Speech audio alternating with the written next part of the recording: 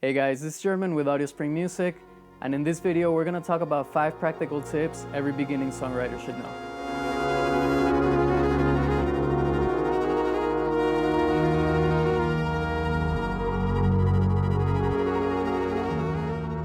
Hey, if you're new here, welcome to the channel. We cover songwriting tips, gear talk, and a lot of music related topics. Don't forget to like, subscribe, and tap the notification bell if you enjoyed this video, so you can get notified when we post more videos like this. It also really helps us out with the YouTube algorithm so that we can share it with more people. So the tips that I'm about to give you, they're foundational to songwriting. There's always going to be exceptions, but this for the most part is going to help you understand how to think about songwriting and also keep your songs interesting and concise. Stick around until the end, and I'm going to share a bonus tip as well. Tip number 1, less ideas is better. This can happen a lot when you're just starting a song. You have all of these ideas and you want to put everything into the song, right? But that can become a problem because then you have too many ideas and it's really hard to get a direction for the song when you have so many things crammed into it. So you want to be really careful not to use too many things. In contrast, you also want to be careful not to get stuck on the same thing the entire song.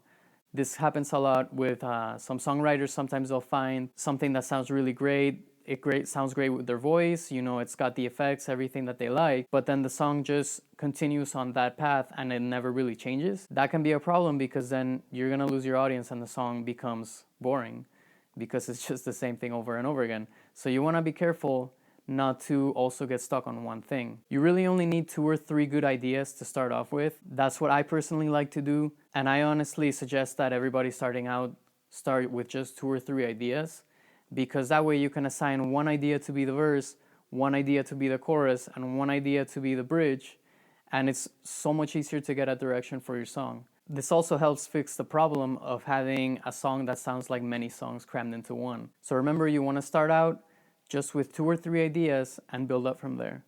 Less is better. Tip number 2, start with the basic song structure. This structure is going to be intro, verse, chorus, bridge, chorus, outro. So the reason this is such a good structure is because it's very simple, you're used to it, your audience is used to it, and it's going to be really easy for you to pick out any songwriting mistakes because you're so used to hearing it. Not only that, but it's going to help you stay in one direction with your song so that you don't start adding new ideas in the middle of the song that might confuse the listener and throw the song into a million different places. And for the most part, songs in this kind of structure last between 3 to 6 minutes.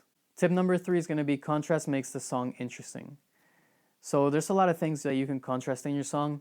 For example, you can use textures, you can contrast tempos, you can contrast harmony, the space, the energy levels of a song. So for example, textures, even though these are sounds that we're talking about, they have a tactile feel to them. It's sound, but you can almost feel it on your skin. It's like nails on a chalkboard. You don't just hear the sound, it's like cringing on the inside, like you really feel it in your body.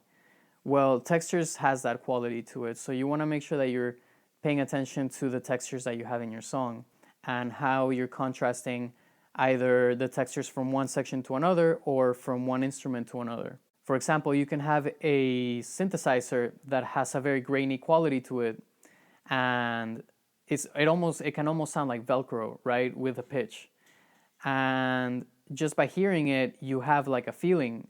It feels like a texture, like the same way that if you rubbed sand or if you felt sandpaper, that's kind of like how something like that would feel. And you can contrast it with something very smooth, for example, like another pad or maybe a clean guitar, and the contrast can make your song pretty interesting. Tempo is another one. Whether you have a fast section in the song or a slow section in the song, that's going to make a humongous difference to the listener. You can either start very fast and then go very slow for dramatic effect, or you can start very slow and then build up to something that's a bit faster. So that way, it's not just like one really slow thing all the time. That's really going to keep your listener from getting bored just from listening to something that's slow all the time. There are ways to make that work. I'm just saying, pay attention to how you contrast tempos between slow and faster tempos. And that will help a lot raising the tension and raising energy levels in the song, for example. Harmony is another thing that you can really do a lot with. You could have something that's very dark and dissonant, and then contrast it in the next section of the song with something that's very open, very celestial, bright sounding, lots of major chords, very dreamy. And that is going to sound more dramatic if you contrast it with something that's very dark. So keep in mind how the harmony is changing throughout your song and how that affects the mood of the song. Space is another very interesting one because same as texture, it's a sound, right? But it's got like a physical quality to it because you can have something that sounds very close to your face, then you can have something that has a ton of reverb on it. And the thing about reverb is that it makes things sound farther away. So for example, you can have a riff that's very much in your face, and then maybe you can have something with a ton of reverb in the background that sounds very far away. That can really help you to add space into your song and dimension so that it's not just a song, you are kind of creating a landscape with sound. So play around with how you're working with the space in your song. It might be something that's a bit more on the side of production than songwriting, but if you songwrite with a little bit of anticipation of production,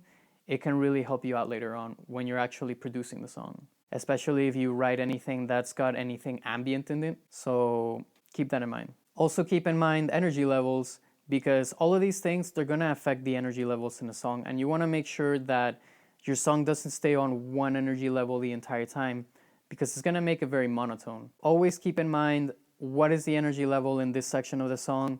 What will the next one be? And make sure that you're not going off in random directions with the energy level of the song. You want to make sure that the things that you do are affecting the energy levels of the song in a way that you're doing it on purpose. And one thing to keep in mind with all these things that help with contrast is that all of this, or at least most of them, they will affect tension in the song as well. And tension is, for me, like the overall umbrella term for a lot of these things of contrast, because you always want to contrast tension and release. Tension and release. It's the same thing in movies. It's the same thing in a lot of other things. You want to make sure that you are not staying at the same level all the time in everything. So think about these things when you're going through your song. If some parts sound like they're a little boring, you could look at what you're contrasting, how it relates to what either came before it, or how one instrument relates to the others, what the textures are, the tempo, all of these different things. They're gonna really help make your song a little bit more interesting by not making it one-dimensional, because you have all these different things on top of it. All right, so tip number 4 is gonna be use previous parts of the song later on in the song. So this is why I say you only really need 2 or 3 ideas to start your song. At this point, this will be a bit later into the song. You may need a little something to switch it up, but instead of throwing in a completely new idea that might risk changing the direction of the song completely, better yet is if you take something that you already did earlier in the song and then you develop it or rewrite it so that it shows later on in the song. In this way, you're gonna catch the listener by surprise because they're gonna be expecting the thing that you did before.